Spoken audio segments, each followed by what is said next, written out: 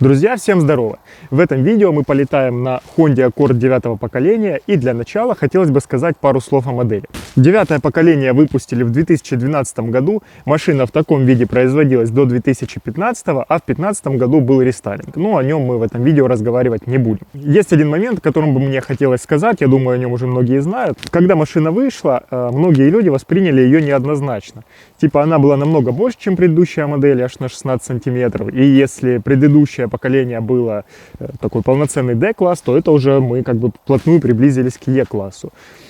И дело в том, что раньше было две версии Honda, маленькая и большая. К нам шла маленькая модель, а в Америку шла большая. С этого поколения они решили отойти от такой логики и выпустить одну глобальную версию. А так как целевой рынок данного автомобиля это Америка, они просто решили сделать одну машину по такому американскому подобию и немножко ее все-таки притрусить некоторыми особенностями нашей модели. Ну, в принципе, это логично, как бы наш рынок, он очень, так сказать, узкий, никто на нас не обращает внимания, а все-таки американский автомобильный рынок, он самый массовый, да, и большинство брендов в первую очередь стремятся покорить именно его. Давайте перейдем непосредственно к этой машине. Автомобиль 2015 года, это американская версия, то есть машина, пригнанная с Америки. Ну и по классике начнем с внешнего вида, и вы сами все прекрасно видите. Лично мне все нравится в этой машине, то, как она выглядит, особенно в классических цветах, типа белый или черный, на каких-нибудь 18-х красивых дисках, тонированная. Просто класс. И еще вот такой момент, что машина выглядит солидно, при этом не по-стариковски, в отличие от той же Camry 50. Хотя, наверное, нельзя говорить плохие вещи про Camry в интернете. Ну ладно. А теперь давайте поговорим о действительно важных и интересных вещах. Двигатель, коробка, подвеска и так далее. В общем, техническая составляющая. Здесь у нас установлен многими любимый в GDM-культуре двигатель объемом 2,4 литра. Это К24W1. Такой мотор ставится в американскую версию, в нашу версию ставится двигатель К24W2. Чем же эти двигатели отличаются? У Америкоса система непосредственного впрыска топлива, следовательно, у нас другая ГБЦ, другая степень сжатия. На нашей версии 10 к 1, здесь 11 к 1. То есть, по сути, это достаточно разные моторы. Также разница в том, что наша версия трудится в паре либо с 6-ступенчатой механикой, либо с 5-ступенчатым гидротрансформатором, а у американца вместо гидротрансформатора бесступенчатая трансмиссия, то есть вариатор. Также есть различия в характеристиках мотора. В этом двигателе 185 лошадиных сил и около 250 ньютонов на метр крутящего момента, а в нашей версии, в православной, около 180 лошадиных сил и 228, ну то есть 230 ньютонов на метр крутящего момента. То есть этот двигатель чуть мощнее и более тяговитый. У каждого есть свои плюсы, есть свои минусы. Допустим, на нашу версию тупо можно кинуть ГБО 4 поколения и экономить. Здесь же у нас уже более низкий расход. Ну, то есть каждый выбирает то, что ему больше нравится. Хотя у нас в Украине на вторичке намного больше вот таких вот машин. И, естественно, они все пригнаны с Америки, и они достаточно ощутимо дешевле. Допустим, такую машину можно купить в нормальном состоянии, наверное, от 12 тысяч долларов и выше. Да, то есть я видел варианты за 11, но они уже такие полудохленькие. 12, 13, 14 тысяч. Официально ввезенная версия будет стоить на пару тысяч долларов дороже. Машина с двигателем 3.5 будет стоить от 14 тысяч долларов и там до бесконечности. Кстати, по поводу характеристик V6, который 3.5, там 281 лошадиная сила и около 350 ньютонов крутящего момента. Ну, такой прям солидный движок. Естественно, так как это хондовский мотор, здесь у нас присутствует VTEC, но он такой немножечко урезанный, то есть у нас фазовращатель и система изменения высоты подъема клапанов только на впуске. На выпуске ее почему-то нет, зажали. Но, кстати, это, по-моему, уже начиная с 8-го аккорда они начали так делать, то есть не новинка. Также можно обратить внимание, что у нас выпускной коллектор интегрирован в блок. И еще такой момент, стоит заметить, бросается в глаза, что очень много места под капотом. Сюда, прям просится 3.5 Этот V6, он здесь спокойно станет, и я видел, как выглядит он вживую. Даже с ним места под капотом остается много, а это говорит о ремонтопригодности, то есть с вас не будут брать деньги в X2, X3 просто за то, что там куда-то не получается долезть. С этим, скорее всего, проблем не будет. И раз уж речь пошла о поломках, то давайте поговорим о надежности этих двигателей. И, друзья, это Honda. Здесь все еще присутствует то самое нынче дефицитное японское качество. И особенно учитывая ужасную ситуацию, которая сейчас сложилась на рынке новых автомобилей, то есть производителям тупо насрать на ресурс их двигателей и ресурс их автомобилей. Какая у нас сейчас логика? Правильно. Главное, чтобы одному владельцу хватило, да, чтобы первый владелец проездил без проблем, а там уже вообще не имеет никакого значения. Именно так сейчас относятся к этому вопросу производители. А что же потребители? Мы все это хаваем, у нас нет выбора. Люди спокойно берут там некоторых корейцев, которые ломаются через 150 тысяч километров, у них проворачивают вкладыши, их приходится капиталить. Уже крупные компании начали грешить тем, что выпускают движки, которые нужно капиталить до 150 тысяч, а некоторые и до 100 тысяч. И люди спокойно это покупают, и поэтому в связи с этим я не вижу никакого смысла говорить о каких-то мелких поломках. Вот если рассмотреть прям что-то серьезное, что наблюдается на многих автомобилях, как на этом движке, так и на моторе объемом 3,5 литра, как и на американской версии, так и на нашей версии, слабым местом является выпускной распредвал. И там у многих он ходит около 200-250 тысяч километров. Не сказать, что это прям на каждом автомобиле, но существует такая вот поломка, такой дефект. И, естественно, очень многое зависит от того, как вы следите за машиной, то, какое масло вы льете. Смотрите. Чтобы ваши моторы ходили долго, во-первых, выбрасываем, просто вот отказываемся от такой идеи, что масло можно менять раз в 15 тысяч километров. С нашими условиями, ну, это просто непозволительная роскошь, вы убиваете двигатель. Сокращаем этот промежуток до 8-10 тысяч километров, стараемся найти нормальное масло, знаю, сложно, ну, постарайтесь. И в целом движки будут ходить долго, то есть 300 тысяч, они выхаживают без проблем. Здесь у нас цепной привод ГРМ, на V6 обычный ременной. И еще по поводу распредвалов, на этих движках нужно регулировать клапана. Нужно это делать, если мне не изменять память, раз в 45 тысяч километров. То есть мы берем и следим за состоянием распредвала выпускного. И когда видим, что дело пахнет керосином, просто его меняем. Потому что это в целом небольшая поломка, небольшая проблема, но если он уже начнет крошиться и эта стружка будет попадать в двигатель, в общем, это нехорошо, да? А если мы вовремя выявим эту проблему, то устранить ее будет недорого. Как я уже сказал, если постараться подвести итог, все моторы хорошие, нужен более экономичный двигатель, берем 2.4, хотим понаваливать, берем 3.5. И, в принципе, это достаточно свежие машины. С 2013 года они начинаются, и у них еще не такой уж большой пробег. То есть, скорее всего, у вас есть возможность попасть на автомобиль, на котором вы еще проездите долго, без серьезных поломок. Да, я думаю, многих смутит, конечно, вариатор на американской версии, но, опять же, вы можете не брать автомобиль с вариатором. А лично я нормально отношусь к этой коробке, даже хорошо. Может, у нее ресурс чуть-чуть и ниже, чем у гидротрансформатора, но она дарит ряд других преимуществ, о которых мы поговорим немножечко позже. Хочу сказать пару слов по поводу багажника. Естественно, как и у многих автомобилей данного класса, он просто огромный. То есть он настолько большой, что сюда, по сути, влезет еще один такой же я. Здесь место трындец в квадрате. Кстати, я не замечал, но здесь установлены в вот этой вот задней полке еще два дополнительных динамика. Если бы я сюда не залез, я бы их даже не заметил. И на самом деле здесь, я думаю, более комфортно путешествовать, чем условно в каком-нибудь плацкарте. Вылазить сложно. Ну и как на всех современных автомобилях, багажник можно закрыть изнутри, если вас вдруг похитили. Итак, очередь дошла до салона. Начнем с того, насколько удобно в него, так сказать, помещаться. Ну, кстати, в принципе, все хорошо.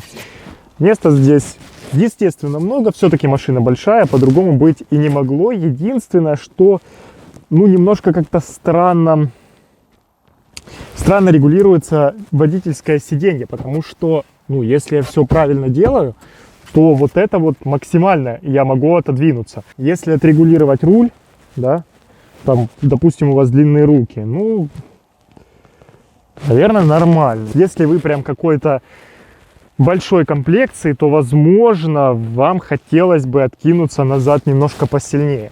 Мне то вообще идеально. Но есть какой-то такой момент, может, просто нужно привыкнуть. По росту никаких вопросов нет. Я думаю, человек любого роста будет себя здесь чувствовать комфортно. Что касается эргономики сидений, здесь у меня никаких претензий нет. Сидеть удобно, но единственное, что чувствуется, что они рассчитаны для человека с чуть большей комплекцией, чем у меня. Может, даже и не чуть. Ну, в принципе, оно и логично. Отдельно я хотел бы обратить ваше внимание на дизайн салона. Вот здесь они прям постарались, мне лично очень нравится. Особенно если учесть то, что, во-первых, это автомобиль как бы и японский, и американский. И лично вот у меня создалось такое впечатление, что и те производители делают салоны немножко кривовато, ну, по дизайну. Допустим, у японцев он всегда такой немножко однообразный. Если, допустим, сравнивать салон Mitsubishi и салон Mazda, они очень похожи. Салон Toyota Camry мне вообще не нравится, очень уж он скучный. У американцев тоже есть такая проблема, что у них либо какие-то используют хреновые материалы, не очень качественные, либо все это выглядит так, как будто автомобиль сошел с конвейера в 90-х годах, при том, что машины новые. А здесь салон выглядит просто и со вкусом, такие линии приятные. Очень выигрышно смотрится вот это вот сочетание материала. Здесь какой-то пластик такой фактурный, ну не сказать, что под карбон, но чем-то напоминает. Здесь мягкий пластик, сделанный под кожу. Может, конечно, он обтянутый, но мне все-таки кажется больше, что это мягкий пластик под кожу. Все это смотрится красиво, ничего лишнего. И единственное, что мне не очень нравится, вот это вот обилие кнопок здесь. Но, допустим, честно говоря, не очень помню. Это чисто в рестайлинге устанавливалась аудиосистема с сенсорным экраном, или просто в другой комплектации сюда устанавливалась аудиосистема с сенсорным экраном. Ну, короче, с ним смотрится намного лучше, и вот это нагромождение кнопок, ну, оно уже как бы немножко неуместно. В центральной консоли вообще нет ничего лишнего, у нас просто два подстаканника, очень глубоких, здесь есть даже какие-то фиксаторы. Вот здесь у нас дополнительный такой маленький бардачок, большой подлокотник, к сожалению, нет никаких регулировок, он вот просто вот так вот статично себе живет. И здесь находится второй прикуриватель. Что касается комплектаций, возможен кожаный салон, хотя мне он лично не понравился по своему качеству. Все БУ автомобили, которые я смотрел, фотографии салонов, зачастую он был такой уже весь потресканный и не в самом лучшем состоянии, причем у машин был небольшой пробег. Да и в целом люди жалуются на качество кожаной обивки. Также в самой богатой комплектации у нас будет люк, у нас будет электрорегулировка передних сидений и подогрев всех сидений в круг, всякие помощники там контроля полосы и прочее не самое интересное, я считаю, это. То есть оно как бы есть и хорошо, нету, ну и ладно, жить с этим можно. Комплектации друг от друга будут отличаться еще в аудиосистеме. Динамиков может быть или 4, или 6, или 6 плюс сабвуфер. Также есть комплектации с бесключевым доступом. Кстати, многие люди жалуются по поводу музыки, я не знаю, я подключал телефон, слушал, мне лично все понравилось, есть басы, звук достаточно чистый, с громкостью тоже все в порядке. Конечно, я не ехал быстро по трассе при этом, может быть, конечно, с шумкой небольшие есть проблемы, но это мы проверим немножечко позже. Естественно, это даже не обсуждается в круг, электростеклоподъемники, регулировка зеркал, обогрев зеркал, ну, короче, абсолютно все, что вам нужно для счастья. В козырьках в обоих, естественно, зеркала с лампочками, для очков отсек, и на самом деле все, да. Бардачок стандартных размеров, тут ничего необычного и интересного нет. Допустим, в нашей комплектации у нас тканевые сиденья тряпчаные, но опять же мне они нравятся больше, чем кожаные. И также у нас механическая регулировка сидений и нет обогрева сидений. Это связано с тем, что машина приехала к нам из какого-то солнечного штата. Скорее всего, это была Калифорния. Да, наверное, все-таки Калифорния, насколько я помню. Можно, кстати, глянуть, что тут у переднего пассажира. Ах да, я, к сожалению, забыл упомянуть про двухзонный климат-контроль, который есть и в этой машине. Ну, кстати, мне почему-то кажется, что вот сиденье пассажира намного дальше отъезжает, и что оно еще удобнее. Ну, то есть не в целом сиденье, а вот место пассажира еще более удобное, чем водительское. Не знаю, может, я немножко просто не разобрался как-то с сидушкой. Но вот мне как-то даже больше нравится сидеть здесь. Тут прям супер. Это какой-то более утопленный. Обалденно. И мы незамедлительно переходим к заднему ряду.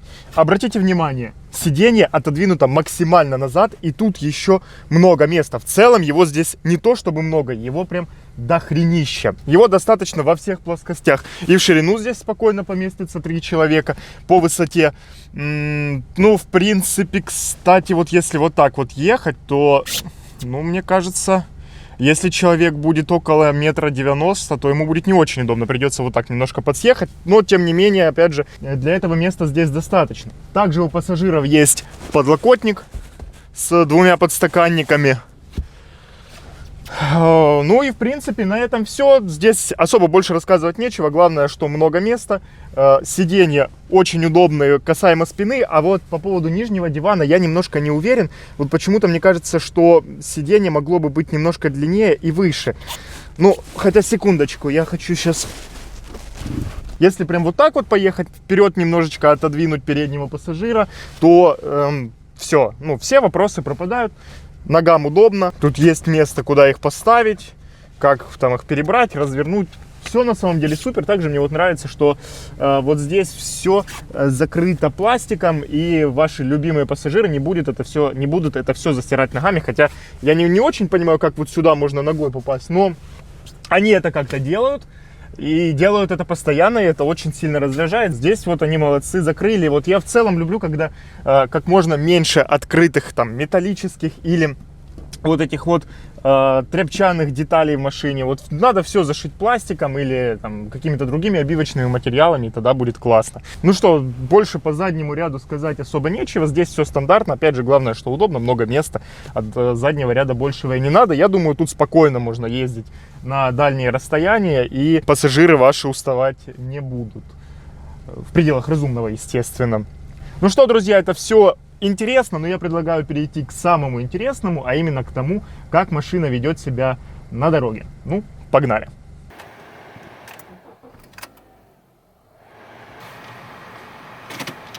Кстати, сразу бросается в глаза очень длинный нос. Ну, не в смысле у меня, а у машины капот. И при том, что мало того, что он длинный, так там еще есть, наверное, сантиметров 20, а то и все 30, которых вообще не видно. Ну, к этому просто нужно привыкнуть, все-таки машина большая. Кстати, радуют огромные зеркала, в них видно все, они вот прям такие, как должны быть. Ну и обзор тоже нормальный. Сижу удобно, но об удобстве салона я уже говорил. Кстати, по-моему, я забыл сказать о качестве сборки и качестве материалов. Везде все мягенько, приятненько. По качеству материалов как бы никаких претензий нет. По качеству сборки, ну, не знаю, вроде как ничего не тарахтит. И, насколько я знаю, какие-то посторонние шумы появляются там на пробеге уже за 200 тысяч километров. Прежде чем говорить о том, как автомобиль едет, как он управляется, как настроена подвеска и так далее, нужно в целом понять, что это за машина, какой у нее характер, для чего она создавалась, да, с какой целью, какая ее основная идея. Потому что, ну, лично я считаю, что откровенно плохих машин их мало. А проблемы начинаются тогда, когда человек покупает себе автомобиль, который ему тупо не подходит, да, и использует его не по назначению. Зайду немножко со стороны. Как я уже говорил, когда вышел 9 Аккорд, многие фанаты этих автомобилей были недовольны тем, какой получился этот автомобиль. Машина заметно больше предыдущей версии, и они боялись, что 9 потеряла свои спортивные повадки. Отчасти так и произошло. Но давайте учтем тот факт, что по сути это два разных автомобиля. Предыдущий Аккорд был достаточно жестким, достаточно спортивным автомобилем, да, это была машина D-класса, она была меньше, а эту машину уже построили с такой большей замашкой на комфорт. Основная идея, основная задача этого автомобиля — это перемещать вас комфортно. У этого аккорда есть спортивные ноты, но они вторичные, они не доминирующие. И все же есть такой момент, что есть автомобили спортивные, а есть автомобили быстрые. Даже с этим двигателем, с 2.4, для многих людей этот автомобиль покажется быстрым. Давайте не забывать, что, я думаю, подавляющее большинство людей, водителей на наших дорогах ездят на машинах с динамикой от 0 до сотни, около 12 секунд и выше. И когда ты пересаживаешься за руль такого автомобиля, а здесь там, высокие 8, типа, по-моему, 8,7 от 0 до сотни, мне, к сожалению, не удалось замерить, потому что у нас сейчас на улице дичь творится, все скользкое, все-таки зима, зимняя резина, поэтому я не смог замерить динамику, поверим данным из интернета, там что-то около 8,7 от 0 до сотни, и это действительно быстро, это ощутимо, при этом машина ускоряется хорошо, но она делает это комфортно. Также немаловажную роль в этом играет как раз-таки вариатор. Вот автомобили с вариатором ускоряются по-своему. Он как бы скрадывает немножко ощущение от динамики. Вы разгоняетесь достаточно резво, особенно если притопить педальку в пол, вот как сейчас. И причем это все делается на эко-режиме. Соточка, классно. Я практически даже не почувствовал, машина даже не напряглась. То есть, повторюсь, это хороший показатель динамики этого двигателя в машине хватает с головой для нормальной повседневной езды. В принципе, да и понаваливать вам никто не мешает на ней. Но все-таки для какой-то более агрессивной спортивной езды больше подходит аккорд с двигателем 3.5. И так как здесь у нас есть система VTEC, двигатель очень эластичный, то есть у нас есть низы, он прекрасно тянет с низов, потом он раскрывается на средневысоких оборотах и дарит даже какие-то такие приятные ощущения, слегка острые ощущения, что ли, от динамики. Но, конечно, к его динамике вы привыкаете достаточно быстро. Что касается подвески. Подвеска настроена, я бы сказал, близко к идеальному. Понимаете, предыдущий аккорд, я помню, ездил на 7-м, он был, такой ощутимо жесткий. На наших дорогах было не очень комфортно ездить, особенно на заднем сиденье. Здесь подвеска хорошо сглаживает неровности, при этом машина не валкая, она замечательно рулится. Она держит дорогу, как будто ты едешь тупо по рельсам. Естественно, мы говорим о адекватном использовании автомобиля, то есть в обычных дорожных ситуациях. Я ездил по лежачим полицейским на скорости около 30 км в час, их практически ты не ощущаешь. Неровности, опять же, сглаживаются хорошо. Управляется машина, я думал, будет намного хуже. Это для такого автомобиля, для таких размеров и такой массы, очень достойная управляемость. Машина слушается руля беспрекословно. Допустим, сейчас 100 км в час, я так немножечко повожу вправо-влево, дорога пустая, она не кренится, ни в коем случае не валкая, не расхлябанная. Я повернул руль, и она так сразу просто моментально вцепилась в дорогу и повернула туда, куда я захотел. Управляемость очень приятная, особенно учитывая, что это за машина и какой ее основной характер. Это какая-то спортивная управляемость и чуть-чуть жестковатая подвеска, она все еще сохранилась. Действительно универсальный автомобиль, то есть двигателя нам хватает в любой ситуации. Подвеска настроена отлично, машина управляется хорошо. Единственное, что есть претензия, которая особенно ощутима на трассе – шумоизоляция. Я не могу сказать, что она прям плохая. Здесь установлена система активного шумоподавления, и, они уже готовы пойти на любые изощрения, лишь бы не засунуть эти лишние пару квадратных метров шумоизоляции. Да, может, оно что-то и дает, но все равно на скорости выше 100 км в час, особенно учитывая то, что у меня сейчас зимняя резина обута на автомобиле. В машине шумно, есть ярко выраженный шум колес, слышны аэродинамические шумы. То есть это неплохо, это не хуже, чем у одноклассников. Допустим, я ездил на Mazda 6 этих же годов, я ездил на Passat. Я ездил на Camry этих годов, и оно все примерно в одной паре, где-то что-то лучше, где-то что-то хуже. Допустим, здесь что классно, практически не слышна работа подвески и шумы от неровности дороги. Как-то интересно.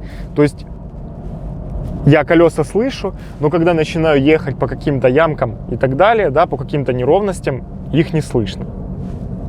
Ну, как-то по-своему они сделали. Неплохо, но, наверное, если бы я покупал себе этот автомобиль, хотелось бы что-то с этим сделать. Что касается расхода топлива. На американской версии из-за той самой системы непосредственного впрыска и из-за вариатора мы на нормальном топливе спокойно можем видеть цифры расхода по городу 9 литров на сотню. По трассе, если включить, допустим, круиз-контроль, ехать с постоянной скоростью там около 110-120 км в час, и опять же на нормальном топливе можно увидеть расход в 6 литров. 7 спокойно. Вот 7 прям спокойно. Великолепно, то есть машина экономичная. С другой стороны, на нашу официальную версию можно установить ГБО и экономить уже таким образом. Ну, то есть, опять же, у каждой версии есть свои плюсы. Еще хочу пару слов сказать по поводу динамики. Это, конечно, логичное умозаключение. Тем не менее, если вы все-таки хотите ездить быстро, если вы хотите получать какие-то острые ощущения от динамики, то лучше взять машину с двигателем 3.5. Там будет около 7 секунд от 0 до сотни. Это уже быстро. Это уже прям быстро. Еще, кстати, такой момент касаемо двигателей и его надежности. Вот эти движки, они не боятся агрессивного вождения. Это тоже, на самом деле, большой плюс, потому что есть все-таки машины, которые и быстрее этой, или там на уровне по скорости, но при этом, если на них наваливать, то мотор вам скажет скоро: дружище, ну пока, все, мы приехали к капиталке. А здесь, скорее всего, этого не будет. Но, естественно, с условием того, что вы будете нормально следить за двигателем, нормально следить за автомобилем. Там масло вовремя менять, клапана регулировать и так далее, и нормальным топливом заправляться, то можно спокойно ездить на этой машине быстро и не испытывать никакого страха по поводу того, что вы сокращаете ресурс двигателя таким образом. Если пройтись по минусам, я не могу найти каких-то явных недостатков, которые бы прям бросались в глаза и которые бы раздражали. Ну, шумоизоляция. Да, ладно, вот шумоизоляции мне немножко не хватило. Ну что, ну не знаю, наворотов, может быть, кому-то будет маловато. Так я больше ничего и не могу вспомнить. Это уже могут, я думаю, сказать люди, которые долго владеют этим автомобилем, поэтому пишите в комментариях, да, если вот я что-то забыл сказать, если есть какие-то явные недостатки у этой машины. Надеюсь, видео было интересным. Всем удачи и увидимся в следующем видео.